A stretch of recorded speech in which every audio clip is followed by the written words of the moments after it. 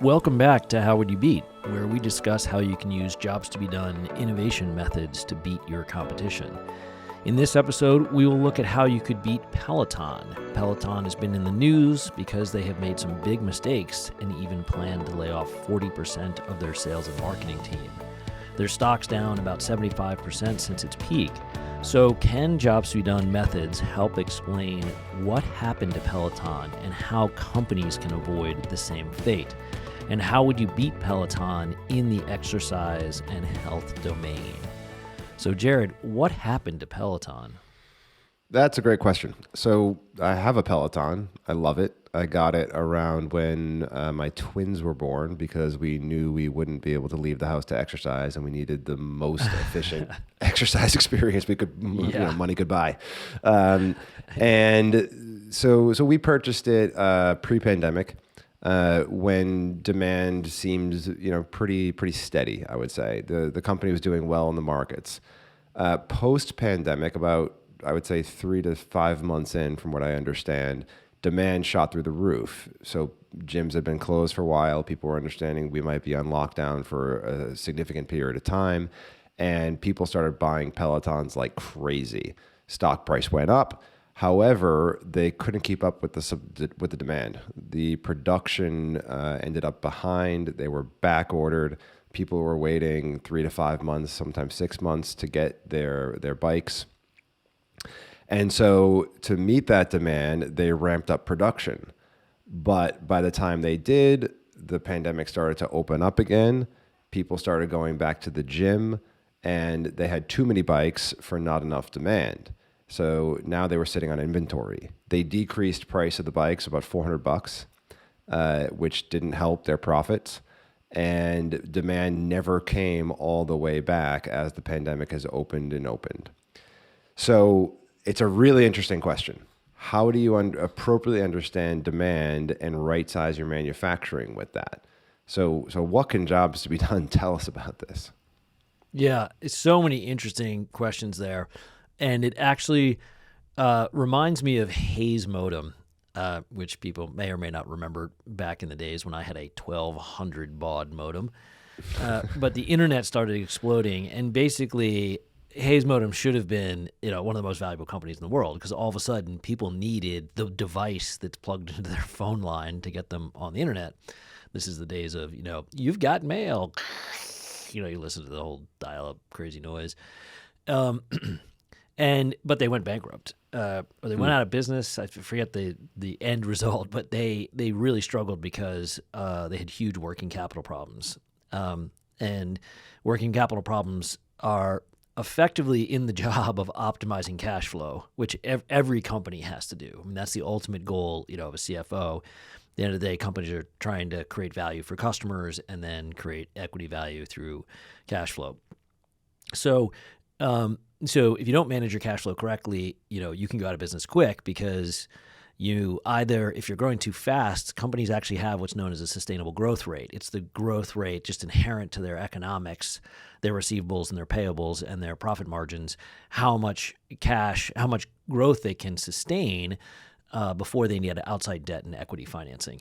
So that's a problem on the upside with Hayes modem. The problem on the downside is, of course, in Peloton's case, if the demand starts to drop, you're going to be stuck with a lot of inventory. And this used to happen all the time in the 70s and 80s in industries, but in Silicon Valley, for example, when you had a lot of hardware and you had chips, and then you have these big supply chain problems. Mm-hmm. And so the solution in Peloton's case is really multidimensional, not surprising, but in each of those dimensions there is something where jobs to be done can help. Now, the first thing, and this is why we do tell companies they should be constantly having a market pulse on customers through some quantitative, survey mechanism to figure out what's going on around the customer's job. Because, and we use this example a lot, where there might be something like a pandemic coming that could change the demand in your favor or go against you dramatically. Right. And but that's a huge macro issue that's hopefully very rare. We don't have another one soon, and this one's coming to an end. But they're usually in markets too, whether it's your segment of customers in the markets you're targeting. There's something going on that you might not be aware of. And effectively, that's what happened with Peloton. They didn't factor in, wait, there's this huge change. Jared, you had twins, and now you got to exercise at home, and all of a sudden you have this new demand for exercise equipment in your home to optimize your health. That you wouldn't have considered before for whatever reason. And so that's why it's important to have a pulse on it. But then the other question is just generally the platform to use exercise as a solution to optimize your health. Are there market opportunities there that look different than Peloton? Peloton figured out one thing that was pretty interesting. People like to stare at a screen with other people and ride a bike. It was pretty innovative, right? And they connected. Well, it was there were unmet needs there, I think, is what's pretty interesting about that.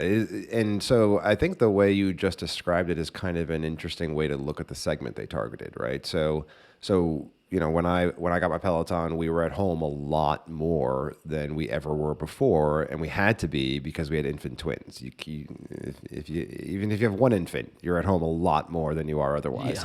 Yeah. and that was true with a lot more people during the pandemic. They had to be home a lot more than they would otherwise be. And so if you think about maybe that's their target segment, right? People who are trying to get the job done of stay fit, and they have an unmet need. They struggle with the job because they can't leave their home to do it at will. And so they need to get this job done incredibly quickly. And that segment size predicts the demand of a Peloton and other at-home exercise equipment for that matter. And so I think if you understand your target segment that way, they struggle to get the job done because they can't leave home at will. That might help you better predict where the demand is going, as opposed to thinking like, it's not, because as we know, it's not the demand for a bike with a screen on it. Nobody wants that, right? What they want to do is stay fit. And the bike with the screen on it satisfies unmet needs for a certain segment of the population. So if you misunderstand that, if you suddenly think, oh, bikes with screens on it are on fire, everybody wants one of those, that's one of the things that could cause you to over-forecast demand and misunderstand what's going on in your market. Yeah, I think that's such a great analysis because, as we know from jobs theory that, customers don't want a bike with a screen on it. They want to optimize their health and exercise. So I think there's so many ways you could approach competing with Peloton that have absolutely nothing to do with a bike and a screen, of course. And there are. I mean, the exercise market is just huge with lots of incredible solutions out there. It's an amazingly innovative market. But I think the thing that's interesting from a customer perspective, where customer value comes in to hit Peloton's balance sheet, and where companies can build more resiliencies into their business model, that still creates customer value. And it really is the relationship between the customer's willingness to pay to get the job done and the frequency of getting the job done. Now, exercise happens to be a market where we know from 10,000 different studies that you got to exercise every day, or, at least like X number of minutes for X, 3 or 4 or 5 days a week, right? Right. I think there was even a recent study, which I was amazed at, is like, could you exercise for 5 seconds? And so it turns out it works. Like, it does improve if you exercise for 5 seconds. Fascinating. I think that's really depressing, because it probably means the entire country really needs to exercise more. But if you were to take on Peloton and you wanted to use jobs to be done to beat them, the way you would look at this job is really, of course, that functional job, just using exercise to optimize your health. And and you can even get very specific, right? So someone who has cancer, their exercise routine might be different than someone who's 20 something and super healthy. Or if you have diabetes and you're trying to lose weight, there's a whole set of conditions where your exercise routine is going to be different than, Arnold Schwarzenegger's or Right. whatever. So I think that's a really interesting way to look at the jobs and essentially segment customers. Because as you say, not everybody wants a bike with a screen on it. Right. And I think just to dial into what you just said about the different types of exercise you might achieve and different goals you have, it's why we often use this word optimize for the high level goals, right? Because you're trying to achieve your fitness goal, whatever that may be, at the amount of effort that works for you. It's an optimization problem, right? Yeah. How do I look the way I want, be as healthy as I want without it overtaking my life more than I want it to? Some people do want it to overtake their life because it's a hobby and it's fun for them. Some people want next to nothing to do with it. So the way to cover it for the whole population is you talk about it like an optimization problem. And that's why that word comes up so often in Jobs to be Done. Yeah, that's a great point because you're always making trade-offs, and optimization is about making trade-offs. And in fact, this Peloton example is a great example of optimization. You had to make trade-offs in a pandemic or having twins, right? You now have different constraints that require trade-offs.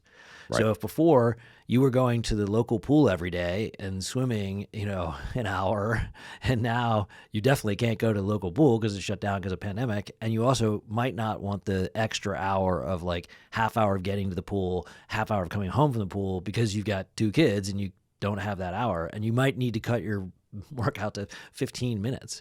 Right. I'm personally a fan of that. Tim Ferriss, author of The 4-Hour Body, an amazing book. He calls it the minimum effective dose, and he has a very, very short amount of exercise time in a work week. But I do like that idea. I'm not addicted to exercise like some people. Yeah, and maybe some people are satisfying social needs through their exercise as well, right? Yeah. Which is why going to the pool or to the gym would satisfy needs in that job for them. And when they are stuck at home, the Peloton helps a little bit with that because one of the competitors has been taken out of the equation. So, and that's that other angle, right? Is there's a competitive situation here. Yeah. So, the question is always how well do you satisfy that need in comparison to the other available solutions to the customer? Suddenly a whole set of solutions that satisfied a bunch of needs in this job were taken off the table, which were gyms, pools, public places where you can exercise. Yeah. And so the Peloton became the best available option in a market that was a little bit distorted, or at least just had a temporary condition on it. Yeah, I think the way to look at that is the constraints on getting the jobs done with the current platform were changed, right? You literally couldn't go to a gym or a pool, Right. and those are I don't want to use that word artificial, but they certainly are hopefully temporary. So you can't bet the company and your growth and a huge amount of working capital on that temporary constraints because those will be removed. And what I think is interesting is if you were to compete with Peloton, one of the things that they do is target those people who want to work out in groups and be motivated by another person. And that's obviously a big part about the market. It's why people sign up to go to yoga class or go to spinning class or sign up for the Peloton classes. And it is motivating. Right. You're like, okay, everybody work really hard and sweat. And so, but the motivation job is on its own really interesting to study. So, because that as well is underserved and has big segments in it where people, the solution for them is not at all, go to a gym or be in a class. Some people don't like that. I know a lot of these people very personally in my family who would not go to a class ever. Right. Certainly if you're an introvert, being in a class with other people where you're like, how do I do this exercise? And am I doing it right? And, it's like the anxiety inducing to sit there and do exercise. So that's a big segment of the market as well. And then And then, of course, there's so many parts of the job that are still underserved because people are figuring out what to do to optimize their health given the exercise they need to do with the conditions that they have. Yeah. And I'm not aware of any solutions that attack the problem in that way today, where you just type in, I'm 250 pounds, I'm 42 years old, I have cancer, and I need an exercise routine. And then it just outputs and says, this is what you need to do. We're going to the app itself is the intelligence to help you get the job done, to stay in health. And it would include how do you figure out why is that person demotivated? There's all sorts of things like, do they have the time in the day? What time of the day, given their circadian rhythms? Are you a night person, morning person? Where would they work out? Can they allocate that? Do they have transportation? Can they finance it? There's a billion things in health that are so important to consider. And this is how you would compete with Peloton. You would take this approach to figuring out this segment of the market is really underserved and not going to buy a Peloton. Yeah, I think that's great. And so that's one way, right? You get more of the job done, right? So you can satisfy unmet needs that Peloton doesn't touch right now. That's one way you can beat them. And more of that related job, the motivation job. Yeah. Because you might know that you need to do push-ups, but if you're not doing them, it's going to figure out. And I think the gym is a great competitor that showed that they could take share from Peloton at least. Because for the segment that had enough time, right, to really satisfy the social needs they had related to exercise, they would go to the gym where they could satisfy them better than at home on the screen. And so that's a segmentation question, right? You can choose a different segment to target, and that segment might be people who have more time. It could be the people who, as you said, are introverts, which maybe they're a good solution for Peloton, or maybe you could do even better with the introverts and get them in a situation where there are no other people. Like there's not even a leaderboard and there's no high fives being sent your way. Like maybe there are unmet needs for that segment. So I think the segment choice is a really good way to go after Peloton. And what's great about this market, this is one of the great markets because almost everybody is in the market in some way, right? You might have some non-consumers who find it too difficult to get motivated to exercise, to stick to a routine, and so they've opted out and they're not purchasing solutions right now, but they sure should or ought to. Yeah. And so the number of customers in this market is just enormous. And so you can pull off segments and have great businesses. Yeah. You don't need to go after everybody in the same way, obviously. And that's a really great point about Peloton, and also how could they come back and compete in the market? And there's a few different things to say that I think can really help, focused on where the customer value creation is one, who's the customer? So in the gym example, they could be great customers for Peloton, obviously, because people like Pelotons. They're in a group, and you can have the virtual group on your screen while you've got a real group next to you. That they can be great customers. And I think I don't know, but I bet they got a little bit over enthusiastic about, like, we don't even need the gyms anymore because everybody's just buying direct from Peloton. Well, they had a studio model where they had their own gyms that got shut down during the pandemic. And I don't know. I know they were distributing to gyms because I lived in an apartment building in New York that had one. Yeah. And I don't know to the extent that they continue to distribute to gyms, or gyms just stopped purchasing because they were shut down for a while. Yeah. Well, I think they obviously stopped purchasing during the big shutdown, but that could come back. Yeah. But the other approach to this is the health domain. The other thing, to define this as exercise would be incorrect, or actually incorrect might be too harsh of a statement, but it's inaccurate. It's not narrow. Enough. It's narrow, where the health, because, I think it's like a law of physics that diet and exercise is going to make you healthier. My wife and I joke, there's like another story in the paper, diet and exercise makes you healthier. So I think it's, it's pretty important. So exercise is part of health. Now there's the very small segment that's like elite athletes it's not health, it's like competition, and that's fine. That's a different market. That is the elite athletes market. But in the broad population, because this is part of health, there are a lot of partners, and there's some of this happening today. But of course, our healthcare system has this, this function that it's responsive to when you get health problems. It's not preventative. And there's a lot of effort to change this, but that is real opportunity, because if you're looking at all the people that are in the health domain, all of the companies, all of the different job beneficiaries, the different job executors, the different payers like insurance companies, and even the government insurance programs and states, and private employers and, public employers, like there's a whole ecosystem here where dissecting that, and it's not easy to figure out, but that's where Jobs to be Done can be really, really helpful, because it helps you manage that complexity to say, okay, if we're going to really partner with insurance companies to go to employers to get them on a health plan that's using our XYZ solution, whether it's Peloton or something else, okay, how does that work? And that's a situation that is an enormous market opportunity. I mean, we don't even need to do market sizing on that. It's just so big. It's a percentage of that's right. And what's interesting about it is it could be a stabilizer on their demand problem.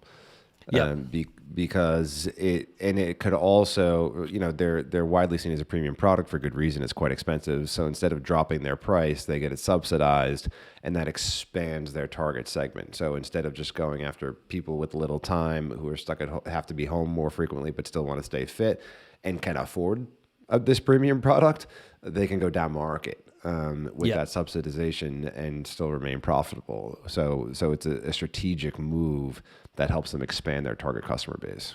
Yeah, and executing the job never ends, because even if you're a healthy 65-year-old, I mean, unfortunately, everybody dies. We haven't figured out that problem yet.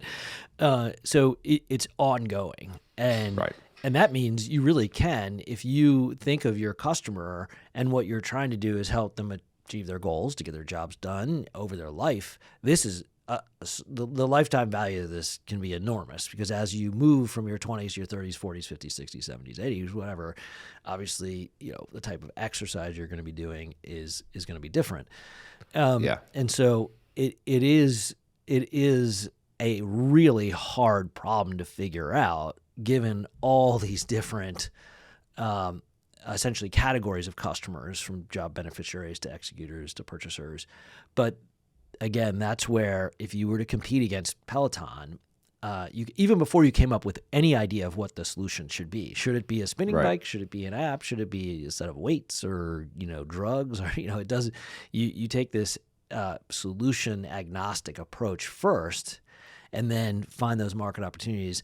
And then if you are a company like Peloton and you wanted to compete like this, you have a platform already. So the other thing that Jobs to be Done helps you do is say, okay, where are the platform extensions that we need to do? And Peloton's done some of this. I believe they have an app that you can just do Peloton exercises, without That's right. bike. Yeah, there's a mobile app, there's a Roku app. You can do yoga, you can jog with it. They have a treadmill product which had complications regarding a recall and some physical health danger risks, people injuring themselves on it. Set that aside for a minute. But they are expanding their product suite to help different people who want to exercise in different ways. And this makes a lot of sense. Those are the bright spots where they could bounce back, because one really interesting thing about this problem they have is that their existing customers are not giving it bad reviews. They love the product. Right. So they have done an extremely good job at satisfying unmet needs for their target segment. They just misunderstood how big that segment was and how many people had those unmet needs. And sorry, go ahead. Well, I was just going to say, and so the question is, how do you find another segment you can target with additional features, different products? And they're trying, and I think they've made headway, but it's going to take a while for that to rectify the issues they've had with the mistakes in demand forecasting. Yeah, so I think that's great. That's the two categories of problems, just to simplify it a little bit, which is one, where with their existing platform, which is clearly also just a software and a network, which is great. So that, given that platform beyond just the bike and the treadmill, where are there new customer segments and opportunities that would obviously be the most beneficial. The second one is the question we haven't addressed as much here, but is the immediate problem they have, which is an internal job they need to get done, which is to optimize cash flow. And that's interesting because not just for Peloton, but for companies that are trying to build solutions in this cash flow finance domain, why didn't they have just enormous flashing red lights on their dashboard? Like assessing cash flow is dynamic over time. It's essentially your working capital. You've got cash coming in from your receivables. You've got cash going out from your payables. You've got debt you've got to service. You've got employees and payroll, et cetera. So those are all very standard accounting definitions that get you to your cash flow position. But the market opportunity for that is, and we've seen this again and again, is to figure out, okay, well, why didn't the CFO of Peloton just have a giant red flashing light saying you are headed into some serious headwinds and some massive amount of risk that, by the way, is unnecessary.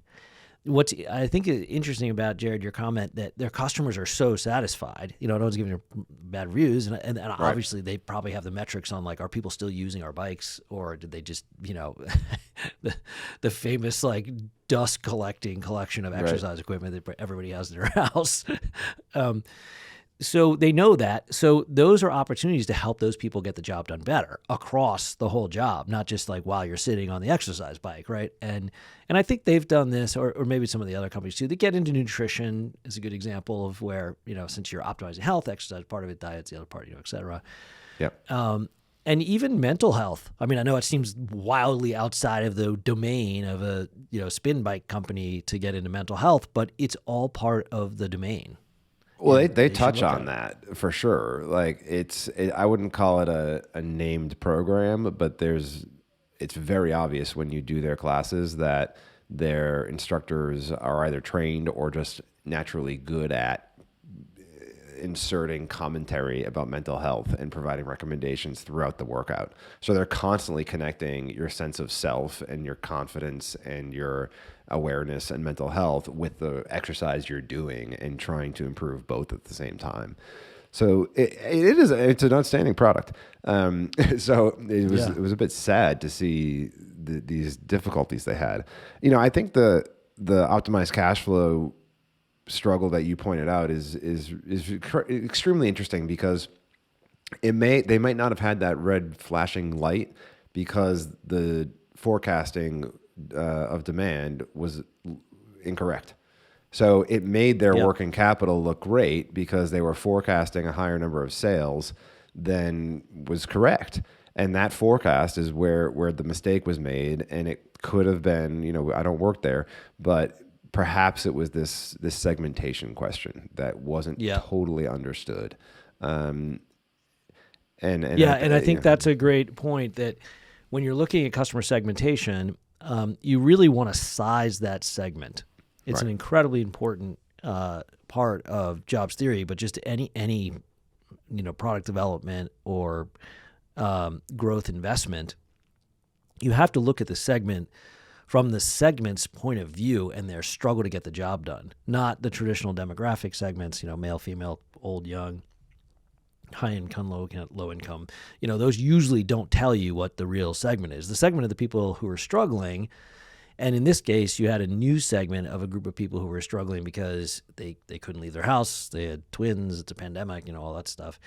But what you could do in that segmentation is really identify the people, the real segment independent of the pandemic, who are struggling in a way across the dimensions of the job that it's obvious they would put something in their house. They would buy another piece of exercise gear. Right. I'm not in that segment. I really love, I like gear in other markets, but just not exercise gear. So you could figure that out, and you could count and know how many people at least have a higher probability of understanding that segment and its struggles accurately. Right. And then that becomes an input into that cash flow equation, because you would recognize we've got this really big temporary explosion in in our our regular segmentation analysis. Yeah, and perhaps we're that reaching a is, saturation point, right? Where yeah. we've got 30-40% share and we shouldn't expect to get too much more. Yeah, and I think that's a really fascinating way to look at it. And again, this is why we recommend to companies just keep this market pulse survey, going all the time, because you can get really good, near real time data on what's happening here. And what Jared, I think you've got a great analysis there. It's a hypothesis. We'd have to actually go get the data on this, but it's knowable that the segment of people that they were targeting became saturated, but they believed the segment was larger because of this temporary artificial constraints on getting the job done with the gym outside the house platform. Yeah. So everybody was forced over to the in-house platform, and that could have hidden the fact that their segment without the constraints was saturated or starting to be harder. If you start to take 40% of a market or sometimes even 30 or 20, it's harder to get that incremental other share because you've got competitors and you've got people who are using alternative solutions, and you have to really add a ton of customer value over and beyond to take that share. And generally what will happen is there'll be another platform that you need to go after because, no one has 100% market share of any market. Right. Even though it might seem like Google has close to 100% of search, right? It does seem like there's some duopolies. It's quite high. Yeah. So yeah, really, really fascinating stuff. And I think that hopefully this helps people, get an idea of where jobs to be done can be applied across different customers and different external problems, different partner problems, different internal problems. And Peloton happens to be one of those great examples where I think they literally had all those problems. It's an incredibly complex situation. And we left aside the whole fact that their hardware is complex to manufacture, and once you get that engine going, probably difficult to slow down production without cutting employees who you've trained and invested in, right? And then it feels like you've got sunk costs there, and you could fall into the sunk cost fallacy of how do we get rid of these people and ramp down production when we've invested in so much in making it happen. There's a lot of complexity in this problem. Yeah, and it's interesting that you bring that up. So. And people have suggested that Apple would be a good acquirer for Peloton. Apple's clearly invested in health jobs. I mean, it's a big part of recent launches around the watch and the phone. Rightfully so. It's doing some interesting stuff, great stuff. But what I don't think they get is the Peloton is just an order of magnitude different supply chain, size, scalability. I don't think that's something. Perhaps Apple would get into that, but I bet if you did this segmentation analysis, the people, Peloton is tiny compared to Apple, obviously.